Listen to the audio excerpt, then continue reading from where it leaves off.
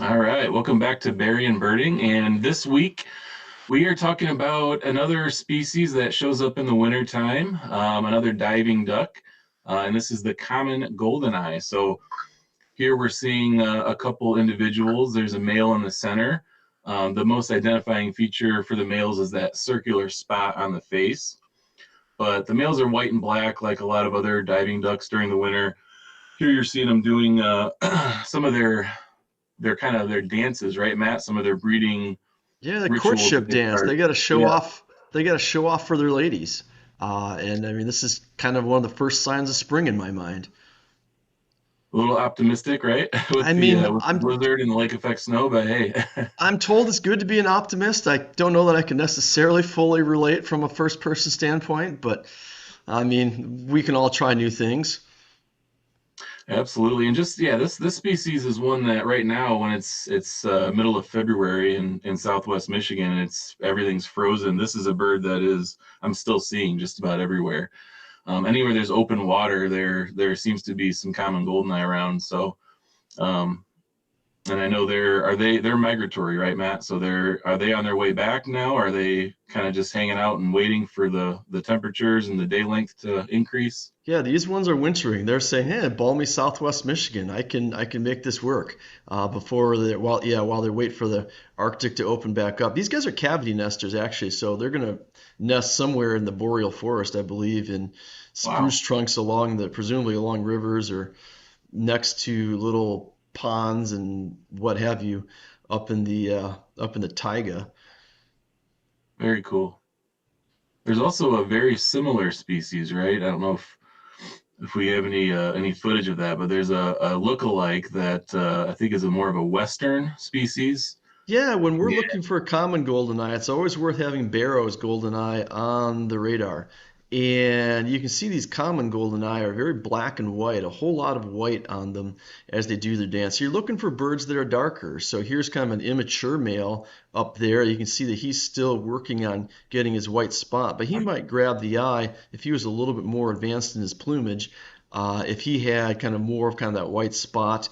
Here's another immature male. This bird grabs the eye, has a lot more dark in the plumage. It kind of froze it there. Here is remotely from a few years ago. This is a Barrow's goldeneye in the St. Joe Pier. You can see kind of the crescent moon face. You can see more black. Unfortunately, this is photographed in a snowstorm. But here's a common goldeneye with a very white body, white breast, white body.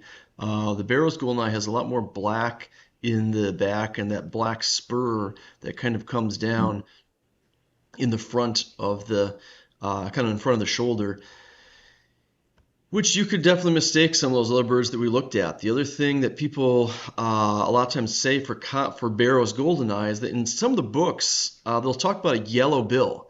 And here we can see a female common goldeneye that has a very yellow bill. Now, does that make it a Barrow's? Unfortunately, it does not.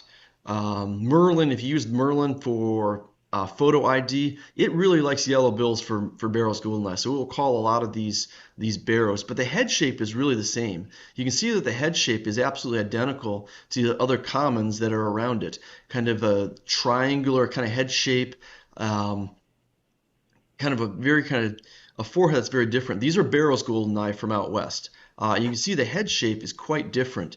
mm-hmm. Much more A lot peaked, steeper. yeah, a very steep forehead, a very kind of round head, where the common goldeneye, the peak is kind of behind the eye. The Barrow's goldeneye, the peak is in front or kind of very even with the eye. So it's a very different head shape when you're looking at these birds. We'll talk about that with some other species as well. Now you have to be a little careful. I mean, the wind is blowing so hard that this water is supposed to be going left. It's actually going right because the wind is blowing so hard to the right. And you can see these common goldeneye do have kind of a slicked back head a little bit, but they don't have that vertical forehead that the Barrows had in the photographs. Absolutely. You can see they're also kind of joined by some of the red-breasted mergansers are also in this video. But very black and white, nice round in front of the eye. One last view of male and female common goldeneye in reasonable light as they swim this is in the New Buffalo Harbor. And these guys can be vocal, right? During that, we talked about the courtship a little bit ago. I know I've heard them, kind of making their sounds. Yeah, they make kind of a blah kind of sound, which I tried to pull out in the video, and I just couldn't get my video to really document the sound that well. But perhaps we'll get closer to one in the future. And here you can see that these goldeneye are joined by a scop, and I wonder which scop could that be? Hmm. I don't know. You should join us in our next video. We'll discuss how to separate the scop. All right. Like, comment, subscribe. We'll see you next week.